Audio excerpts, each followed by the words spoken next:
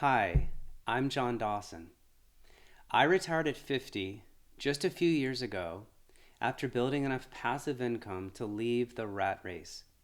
On this channel, I think about freedom and identity and what life actually feels like on the other side of work. Today, I want to talk about the cost of time because I never really understood it until after I retired. You see, for most of my adult life, I assumed money was the scarce resource. That's what I optimized: income, assets, building something meaningful. Time always felt like something I could manage if I just worked hard enough. When I was working full time, especially during those 15 long years in Los Angeles, a typical weekday started with traffic. An hour and 15 minutes each way to go about 15 miles across the 101, down the 405. It was some of the worst traffic in the country every day. I listened to podcasts. I did everything I could to pass the time.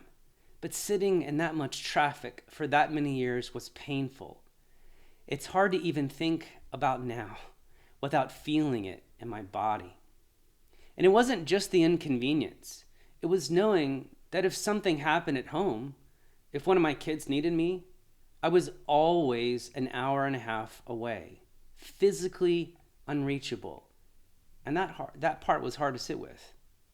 Well, once I got to work, I loved it. I worked in tech, mostly in design and engineering, building software products. I love solving hard problems and building teams and shipping the things that actually worked, working with smart people, creating something from nothing. That part was deeply satisfying. But the pace was extraordinary. Looking back, I sometimes wonder how it was even possible to carry that much at once, because there were so many moving pieces. There must have been enormous stress in my body, even if I didn't name it that way at the time. My days were maxed out with back-to-back meetings, project deadlines, and deliverables. And even when I was passionate about what I was doing, my time was already spoken for before I ever woke up. That part was just normal. Well, later, when I began investing in real estate, my focus shifted. I started chasing assets instead of titles. I began putting as much cash as I could into properties with the goal of eventually buying my time back. But even then, I assumed time was going to last forever. When you're young, time feels elastic. As a teenager, I would rock climb in places that probably required proper equipment. I thought I was invincible. Gravity didn't apply to me. Back then, I didn't have much money, but I had what I felt like unlimited time. A few weeks after I stopped working, I woke up on a Tuesday. It wasn't a special day, it was just a Tuesday. There was no alarm. I had slept about 9 hours. The room was quiet. The light was coming in through the window, and I remember just lying there, not needing to rush anywhere. It reminded me of snow days as a kid. Not because nothing happened on snow days. We still woke up early. We still ate breakfast. We still went through the routine, but I remember vividly sitting by the AM radio waiting for that list of schools that were closed. And when they called mine, it felt like I had been handed a gift. The entire day now belonged to me. Sledding, snow forts, just being outside. For a quiet moment, there were no responsibilities. My only job was to enjoy what was in front of me. That Tuesday carried the same feeling. And what surprised me wasn't relief. Instead, it was curiosity. I wasn't thinking about what I had escaped. I was thinking about what I could do.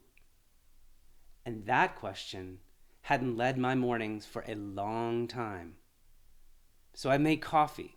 I looked outside and I thought, I could go play. So, of course, I did what felt natural to me.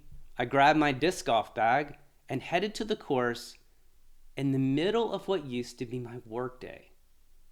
Well, playing on a weekday feels different. the course is usually empty. There's no one waiting behind you. There's no meeting you need to rush back to. So I could slow down. I could take my time walking between shots. I could settle into the forest without feeling like I was borrowing time from someone else. And honestly, it initially felt like I was doing something wrong. And even now, almost 5 years later, there's still a tiny sense that I should be somewhere else. But somewhere around the third hole that morning, I had this quiet realization. I had never really understood the value of time. Sure, I had heard people say that they're not making any more of it, but in that moment, I realized that another year of my life was worth far more than my salary. I could calculate my income down to the dollar, but I had never tried to calculate the worth of a year.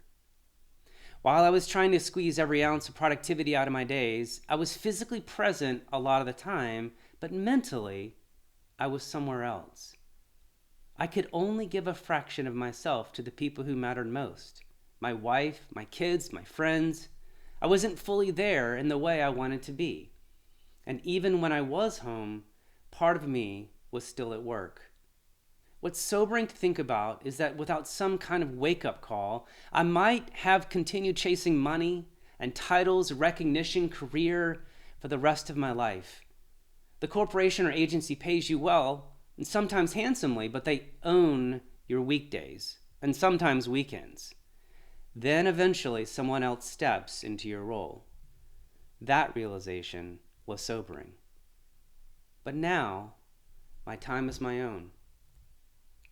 And when I'm with my wife, or on the course, or traveling, I'm actually there. In the first few months after retirement, I was honestly afraid I would get endlessly bored. I couldn't imagine how I would fill decades without structure. But now, 5 years in, the days go by quickly. They're filled with disc golf, travel, long walks, time with my wife, and hobbies I never made space for before. And I've never once thought, I wish I had more to do. Retiring early isn't possible for everyone. I understand that. But wherever you are in life, it's worth thinking carefully about the cost of time.